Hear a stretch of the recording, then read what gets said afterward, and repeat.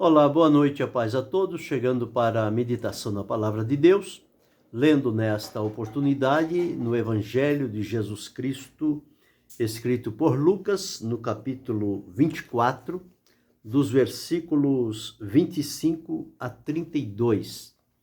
Assim está escrito: E ele lhes disse: Ó nécios e tardos de coração, para crer tudo o que os profetas disseram.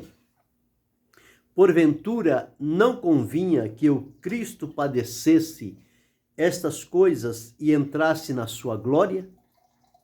E começando por Moisés e por todos os profetas, explicava-lhes o que dele se achava em toda a Escritura. E chegaram à aldeia para onde iam, e ele fez como quem ia para mais longe. E eles o constrangeram, dizendo: Fica conosco, porque já é tarde, e já declinou o dia. E entrou para ficar com eles. E aconteceu que, estando com eles à mesa, tomando o pão, o abençoou, partiu-lhe e lhe deu. Abriram-se-lhe então os olhos e o conheceram. E ele desapareceu-lhes. E disseram um para o outro: Porventura não ardia em nós o nosso coração, quando pelo caminho nos falava e quando nos abria as Escrituras? Esse texto faz parte do momento da ressurreição do Senhor Jesus Cristo, quando seus discípulos o estavam esperando e já era o primeiro dia da semana e eles ainda estavam aguardando. Quando dois discípulos, talvez pela angústia, a tristeza que estavam sentindo, decidiram não ficar em Jerusalém. Eles então concordaram entre si e aqueles dois partiram para uma aldeia de Emaús. E eles estavam caminhando, iam falando, certamente relembrando algumas coisas a respeito do que Jesus fez em vida diante deles e que agora isso tudo era passado.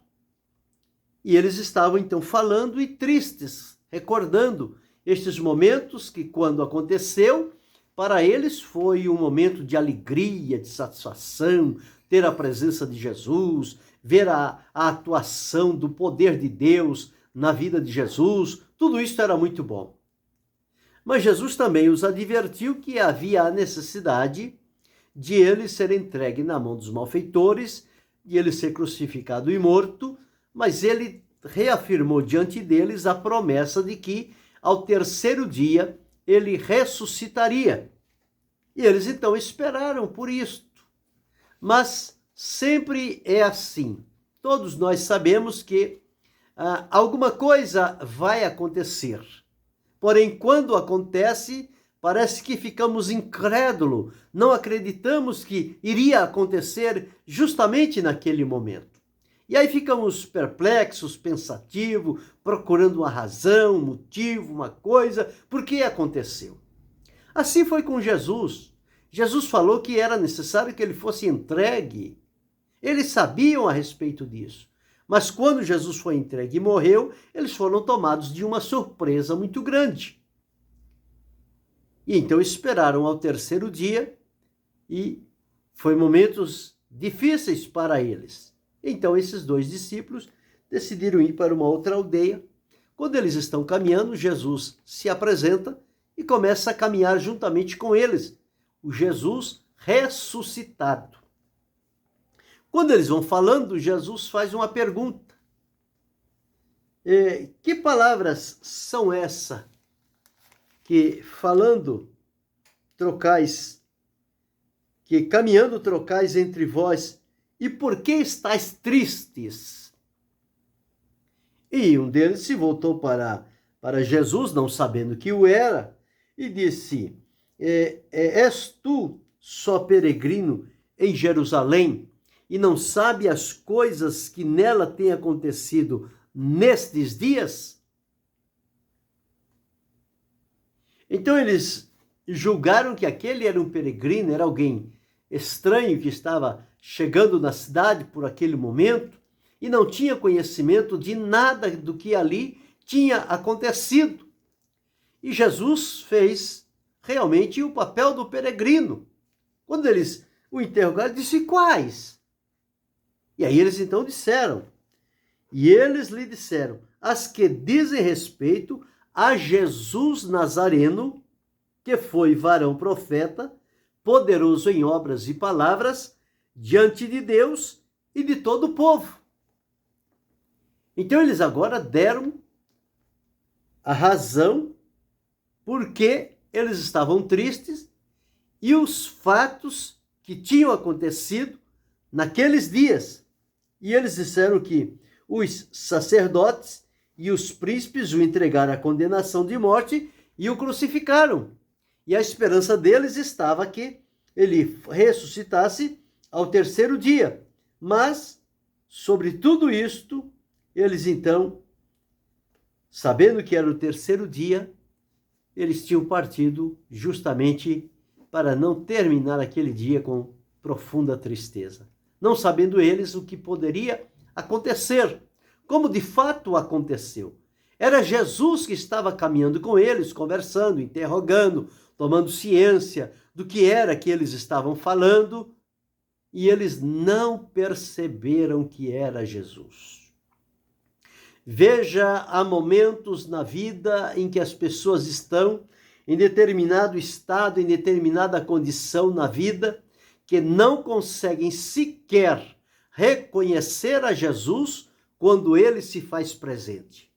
Esses dois discípulos, que um era Cleófas e o outro que não diz o nome, eles não reconheceram Jesus pelo caminho.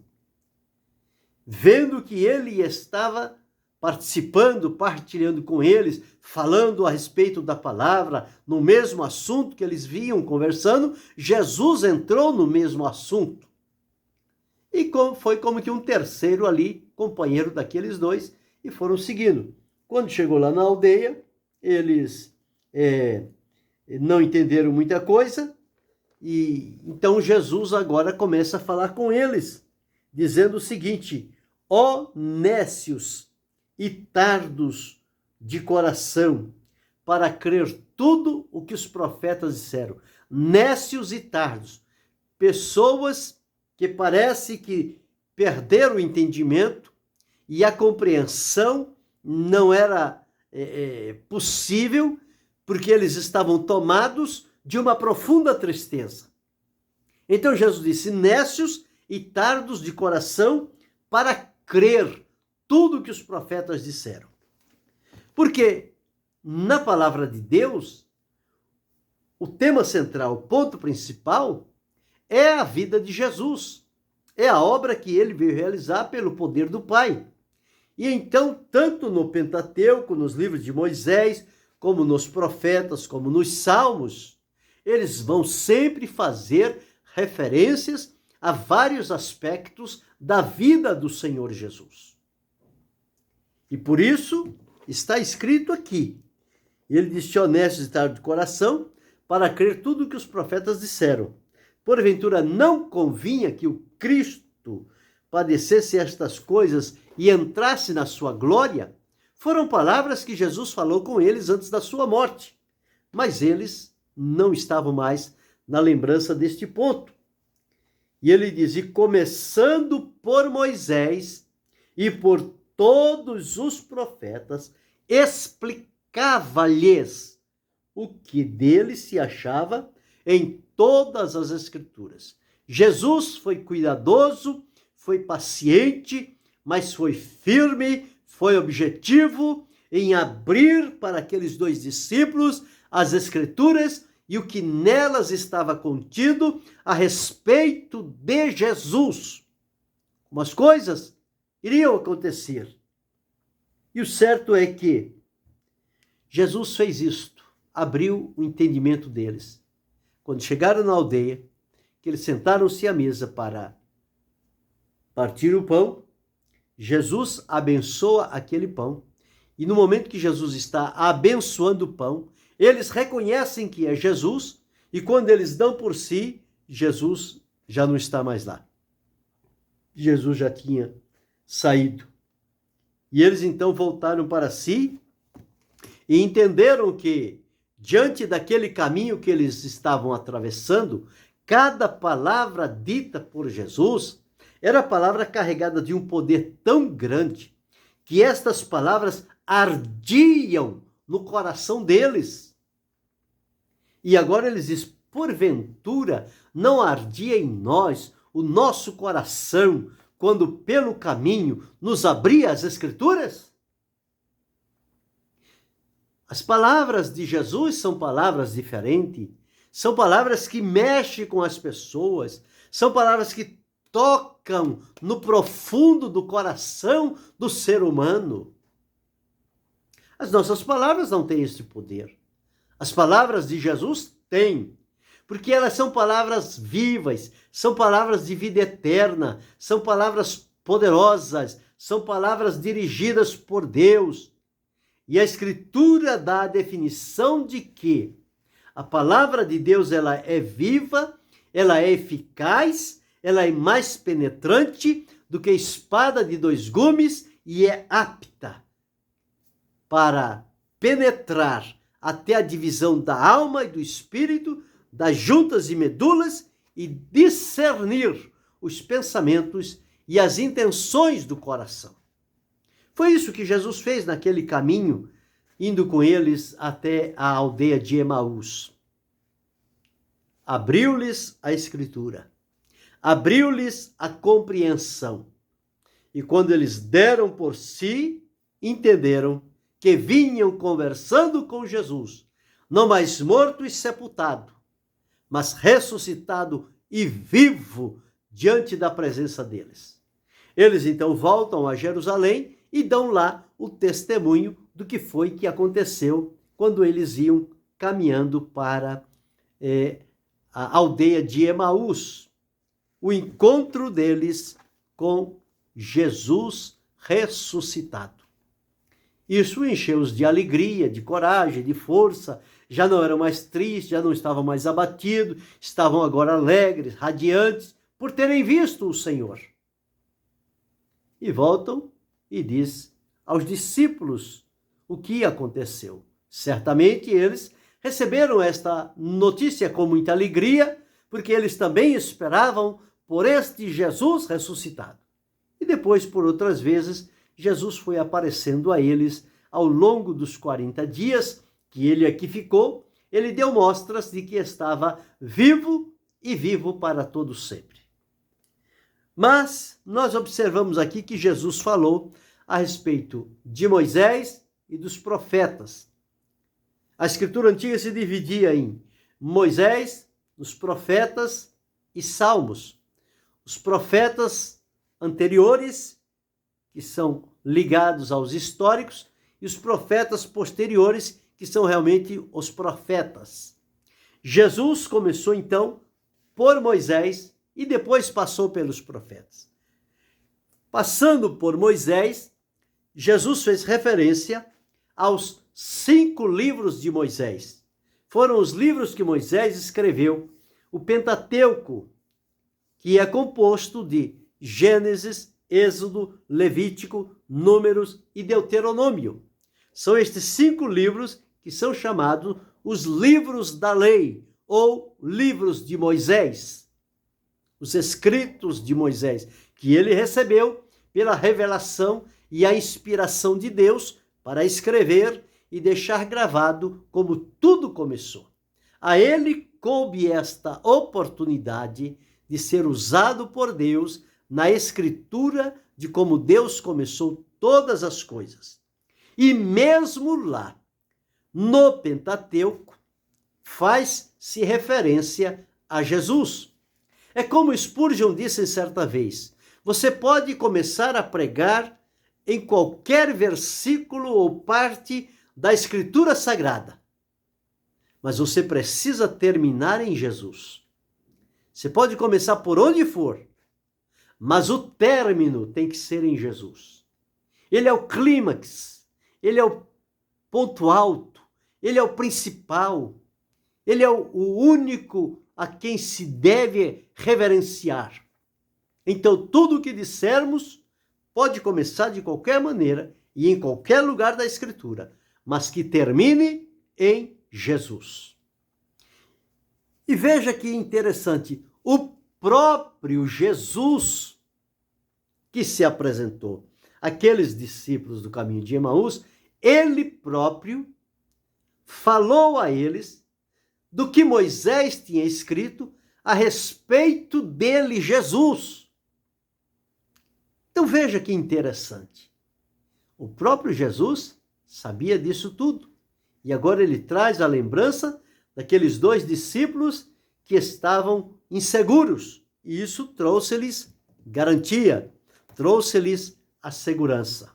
Então, olhando pelo prisma de Moisés, do Pentateuco apenas, os 5 livros, o que é que nós encontramos lá a respeito de Jesus no Pentateuco? Bem, no primeiro livro, que é o livro de Gênesis, que é chamado o livro das origens, quando Deus deu início a todas as coisas, tudo ali está estabelecido conforme o propósito e a vontade de Deus. E lá no livro de Gênesis, após Deus colocar as coisas no seu lugar, criar o homem, criar a mulher, colocá-lo no jardim do Éden, dar a eles a recomendação de não comerem da árvore da ciência do bem e do mal, e que eles desobedecem à orientação do Senhor Deus, e eles então perdem o paraíso, são lançados fora, mas Deus vem ao encontro de Adão e fazia isto com ele todas as tardes, e naquela ele não apareceu, não se apresentou diante de Deus. Então Deus o interroga e ele diz que comeu daquele fruto que era proibido, desobedeceu a ordem do Senhor Deus. Então Deus lançou a sentença que o homem, ele comeria do suor do seu rosto, ele trabalharia, que a mulher teria dor ao dar à luz filhos, e que a serpente, que foi o instrumento que enganou aquele casal, se rastejaria sobre o pó. Mas ali Deus determinou que Moisés escrevesse uma promessa interessante e disse que ele colocaria inimizade entre o homem, entre a mulher e a serpente, e que da semente da mulher Deus levantaria um que esmagaria a cabeça da serpente. Quando faz referência a esse texto de Gênesis 3,15, que da semente da mulher Deus levantaria um que esmagaria a cabeça da serpente, esta é uma referência clara, objetiva, falando a respeito de Jesus, que ele viria pela vontade de Deus, no tempo de Deus, para entregar a sua vida como sacrifício a Deus, e então, ao fazer isto, ele estaria esmagando a cabeça da serpente, derrotando o seu poderio e salvando e libertando almas e vidas sem conta. E quando Jesus veio, ele disse que veio para buscar e salvar o que se havia perdido. Em Jesus, Deus sinalizou ali uma promessa muito importante que veio cumprir-se mais à frente. Quando chegou a plenitude dos tempos, Deus enviou seu Filho, nascido de mulher, nascido debaixo da lei, para remir os que estavam debaixo da lei e para enfrentar e vencer também a Satanás. Jesus venceu. Venceu na tentação, venceu no seu dia a dia, venceu quando estava no alto da cruz e venceu quando estava no túmulo, porque o túmulo não pôde detê-lo, porque ele ressuscitou, conforme havia anunciado para os seus discípulos. Então, em Gênesis, ele é o Redentor prometido, a promessa de um Redentor que viria, para futuro. E os demais profetas foram também falando sobre este Redentor prometido por Deus. Então, no livro de Gênesis, nós encontramos a promessa do Redentor que Deus haveria de enviar. Ele prometeu enviar o Redentor. E quando veio, e agora nós sabemos, o Redentor é Cristo Jesus, nosso Senhor. Quando Moisés escreveu o livro de Êxodo fala sobre passagem. Era do momento em que Deus ofereceu o livramento e a libertação do povo de Israel do Egito para tomar posse da promessa que Deus lhes havia feito, que era a terra prometida, a terra de Canaã. Mas ali, num dos capítulos, quando o Senhor disse a eles qual era o dia que eles deveriam partir do Egito em direção à terra prometida, Deus estabeleceu que fosse feito um sacrifício e que neste sacrifício um cordeiro pascal fosse apresentado. O seu sangue fosse derramado, fosse aspergido, a sua carne fosse comida juntamente com ervas. Enfim, parece que isso não tinha nada a ver. Mas, na onisciência de Deus, ele fez colocar ali a promessa sobre o cordeiro pascal. Aquele cordeiro que ali estava, o animal, estava sendo morto, seu sangue derramado e a sua carne comida, ele trazia diante de si a figura do cordeiro que lá na frente iria ser entregue.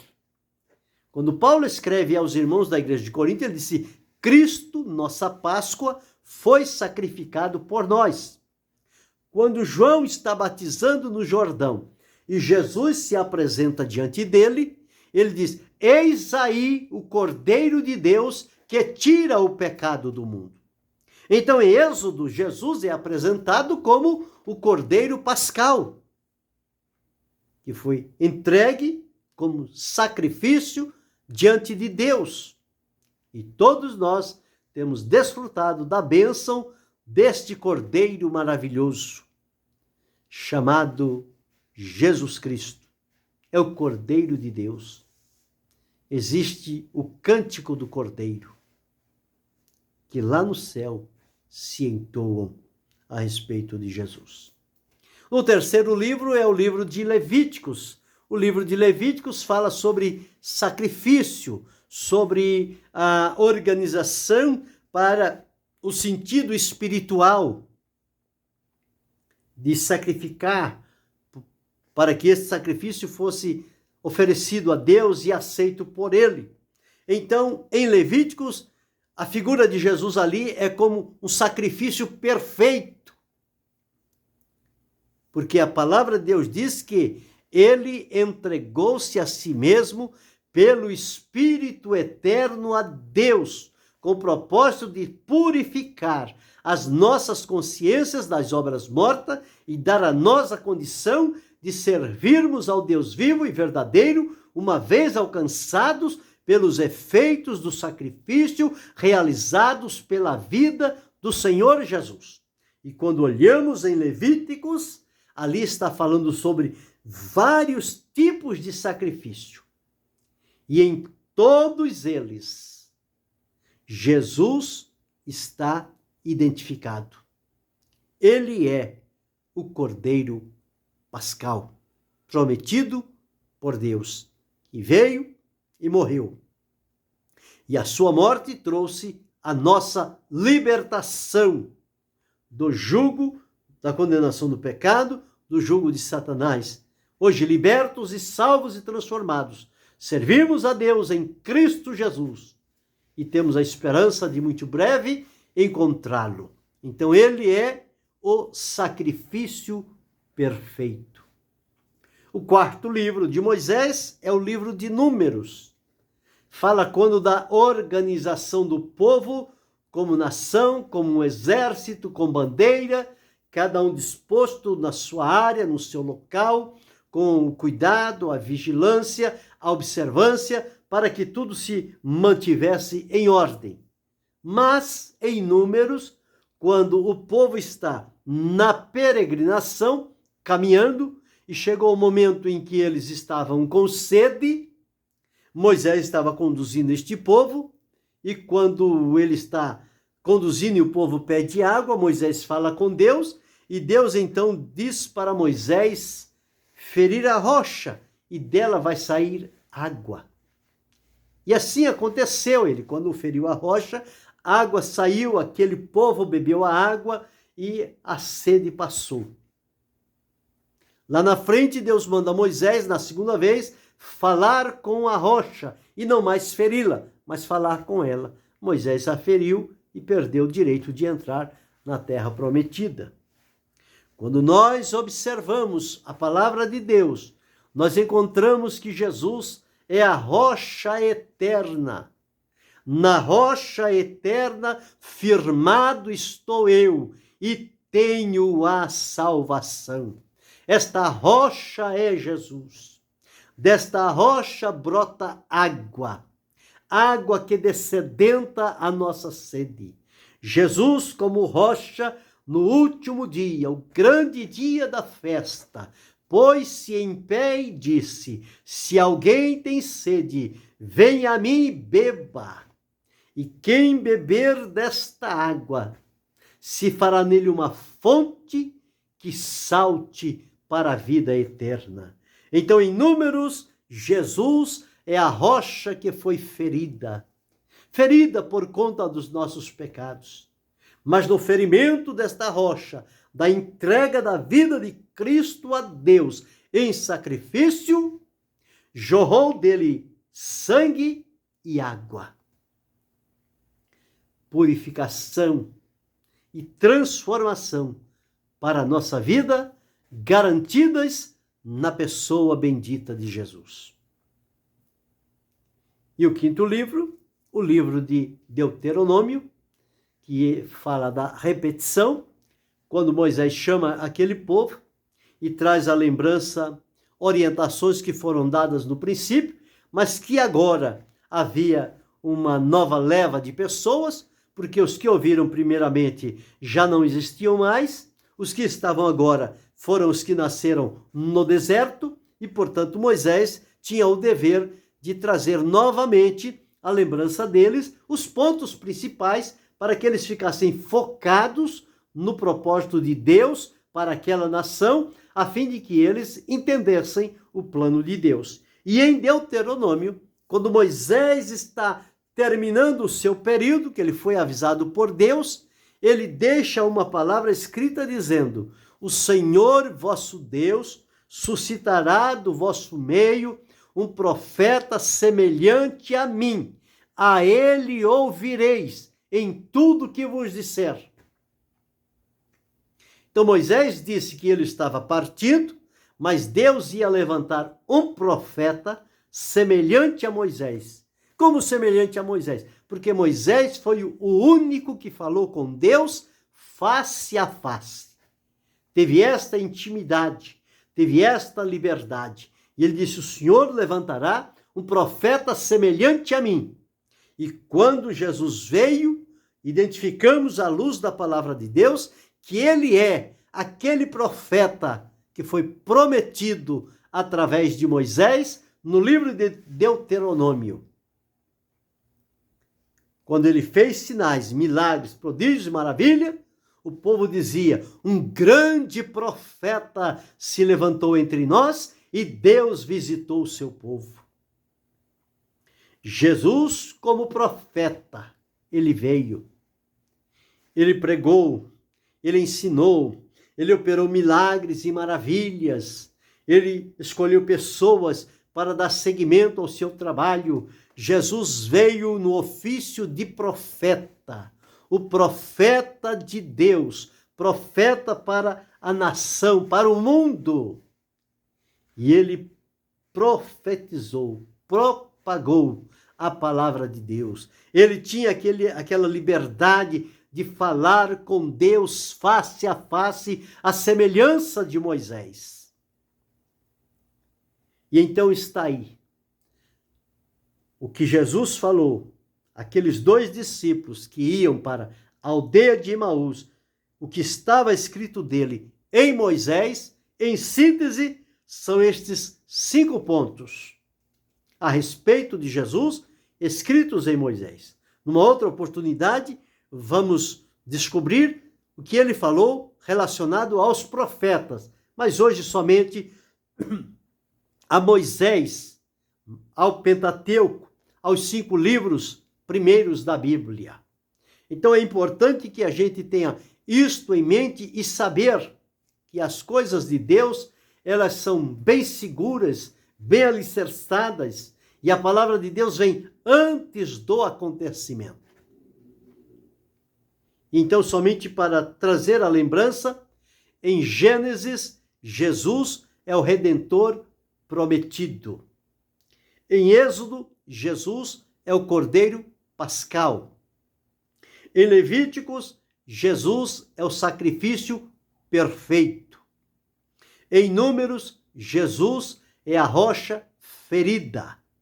E em Deuteronômio, Jesus é o profeta semelhante a Moisés, o profeta vindouro, que viria na plenitude dos tempos.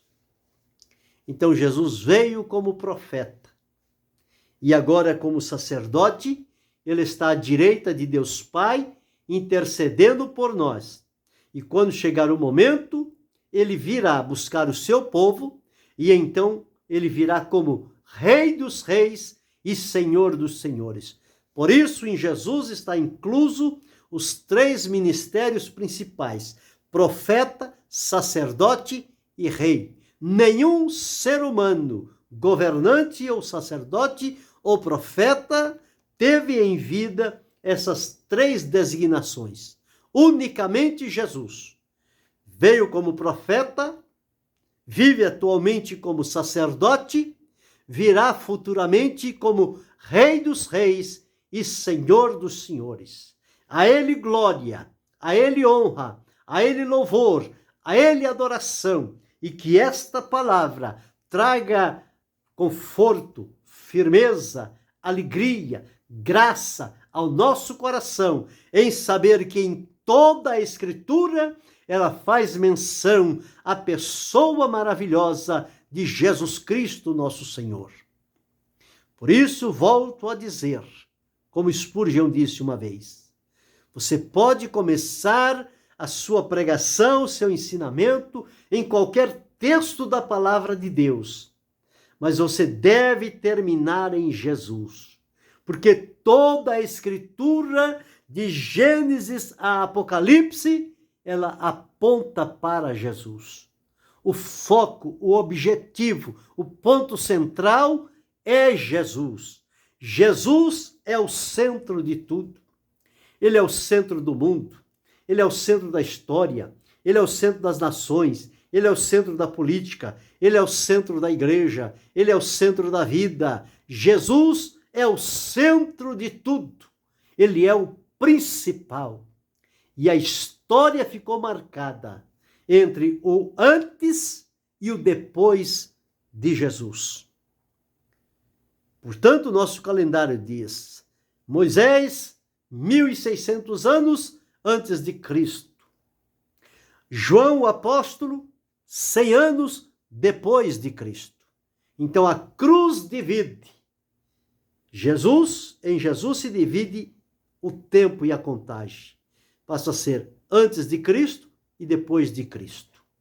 Nós estamos vivendo depois de Cristo. Depois que as coisas se cumpriram, que as promessas anunciadas por Moisés e pelos profetas se cumpriram em Jesus. Nós agora já vivemos no tempo que estas promessas de Deus já se cumpriram e mostraram-se verdadeiras, e nós estamos desfrutando do cumprimento dessas promessas que foi realizado através da vida do Senhor Jesus Cristo. Sigamos firmes e fiéis a Ele em todo o tempo, sem recuar, sem vacilar, sem desanimar, sem olhar atrás, mas olhando para frente e para o alto, olhando para Jesus, o autor e o consumador da fé, o qual, pelo gozo que lhe estava proposto, suportou a cruz, desprezando a afronta, e assentou-se à destra do trono de Deus, e de lá ele intercede a nosso favor. Glória seja dada ao nome santo e maravilhoso de Jesus. E que Deus abençoe-nos hoje e sempre. Amém.